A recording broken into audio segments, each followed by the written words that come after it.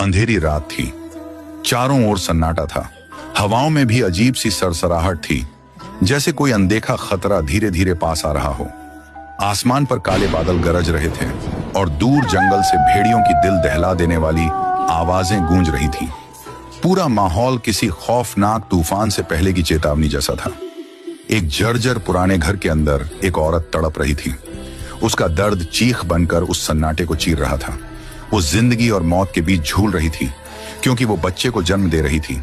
और जैसे ही बिजली जोर से कड़की, एक बच्चे की चीख गूंजी। उसने जन्म लिया।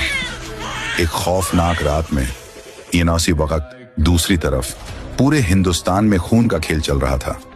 देश की गलियों पर अब सरकार नहीं, माफिया डॉनों का कब्जा था। उनकी नजरें मौत से भी ज्यादा डरावनी थी। जो भी सामने आया, उसकी छाती छलनी, उसका नाम मिटा दिया गया। इतना डर था कि रात तो क्या, दोपहर में भी गली बाम सुनसान रहती। कई साल बीत गए। वही बच्चा अब नौजवान बन चुका था, पर उसकी आंखों में अब भी सवाल थे। उसकी आत्मा में कुछ अधूरा था। एक दिन वह और उसकी मां एक कार में कहीं जा रहे थे।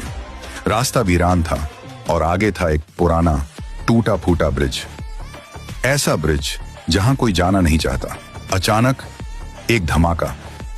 उनकी कार में आग लग जाती है तो उनके सामने खड़ा होता है एक खौफनाक इंसान। उसका चेहरा लाल मास्क से ढंका होता है। वो बंदूक सीधी मां के सिर पर तान देता है। लड़का गिड़गिड़ाता है, मेरी मां को मत मारो, मैं कुछ भी करने को तैयार हूं। वो घुटनों के बल गिर जाता है, रोता है, चीखता है, पर वो रहम नहीं करता।